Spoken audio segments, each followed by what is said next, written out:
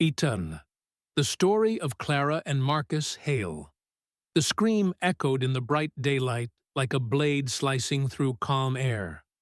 A sound so raw and desperate that anyone who heard it would never forget it. It came from the dusty roadside outside a small-town cafe where a woman staggered backward beneath the merciless grip of three men who believed no one would ever dare stop them. They were wrong. They had no idea who she was, and they had no clue that her husband, the vice president of one of the most respected biker clubs in the region, was only minutes away. What happened next would shake the entire town and leave a memory carved deeper than scars. If you believe kindness and second chances still matter in this world, then please like, comment, share, and subscribe to Kindness Corner. Your support helps us spread stories that remind people of compassion, courage, and humanity. Clara Hail had always been a gentle soul in a world that wasn't always gentle back. She spent her days volunteering at local shelters, running small charity drives, and doing what she could to make life a little brighter for people who rarely saw hope. Her husband, Marcus Hail, the vice president of the Steel Guardians Motorcycle Club, admired her for that. He always told her she was the soft light that balanced the hard life he had lived for years. They were an unusual pair to outsiders, but those who really knew them understood perfectly. Clara's compassion gave Marcus a reason to keep his club honorable, and Marcus's strength gave Clara the safety to continue her work without fear. But all of that peace shattered on a warm, sunny afternoon when Clara left the cafe after delivering homemade meals to a group of seniors from her nonprofit. She was loading an empty container into her truck when a battered sedan screeched beside the curb. Three men stepped out: Jax Renair, Cody Flint, and Trevor Pike. Small-time criminals who believed intimidation was a currency and cruelty a language. They weren't there for money. They weren't there for revenge. They were simply looking for someone weaker than them. Someone alone.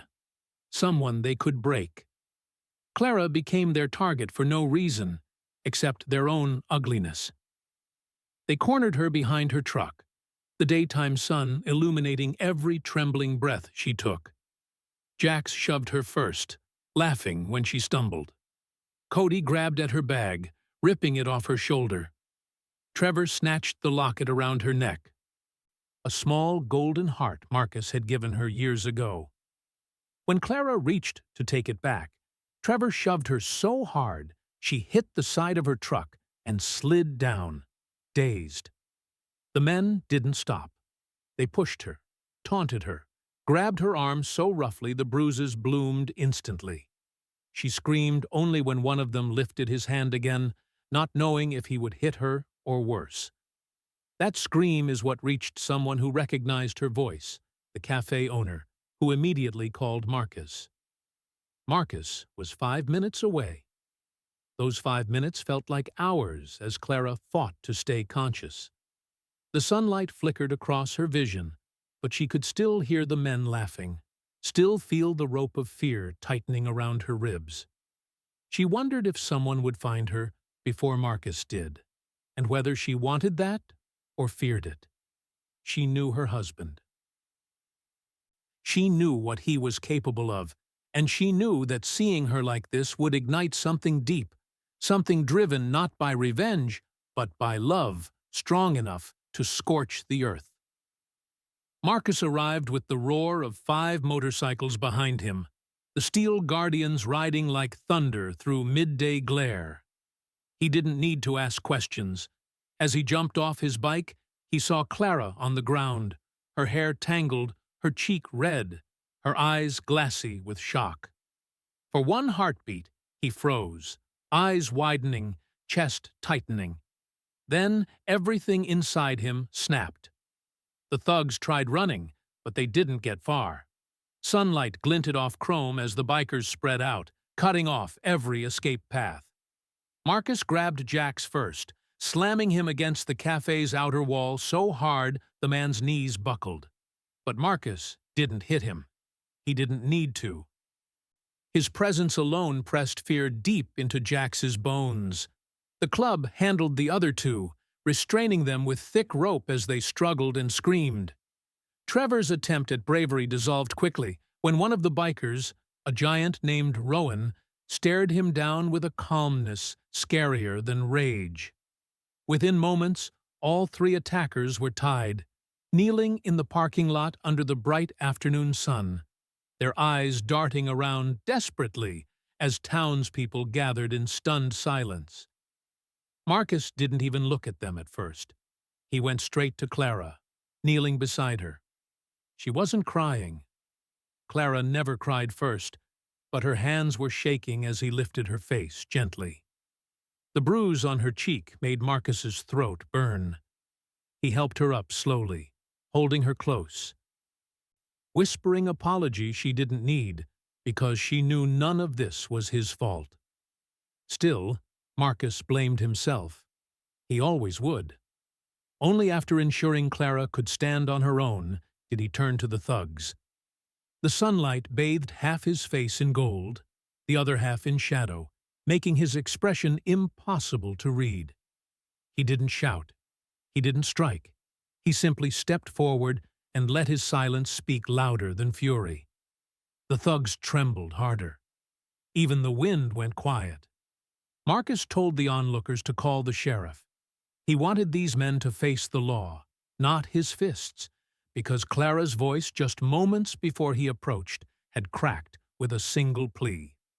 "Don't lose yourself for me." Those words anchored him. When the sheriff arrived, he'd never seen anything like it. 3 criminals tied securely, unharmed, but terrified. Sitting in broad daylight as a biker club stood around them, not with arrogance, but with the calm authority of people protecting one of their own. Clara insisted on giving her statement publicly, wanting the town to understand that violence had no place in the daylight of their community. Her bravery stunned everyone. The Steel Guardian stood behind her silently while she spoke, sunlight catching her hair like a halo. The sheriff later admitted that without the bikers arriving when they did, the incident could have ended far worse. Instead, justice began immediately, and Clara's voice became the strength of the story, not the fear. As days passed, the town's view of the club changed. People saw them not as rough riders, but as protectors who could turn thunder into safety. Marcus never spoke of the incident again, but he kept Clara's locket, now repaired, close to him every day. She wore it proudly, not as a reminder of fear, but of survival and love. Your support keeps these meaningful stories alive. Before we end, tell us in the comments, what does true courage mean to you? The sunlight that day showed the world something important. Even in the brightest daylight, darkness can appear, but so can heroes. And sometimes the strongest ones ride on 2 wheels and fight with their hearts before their hands.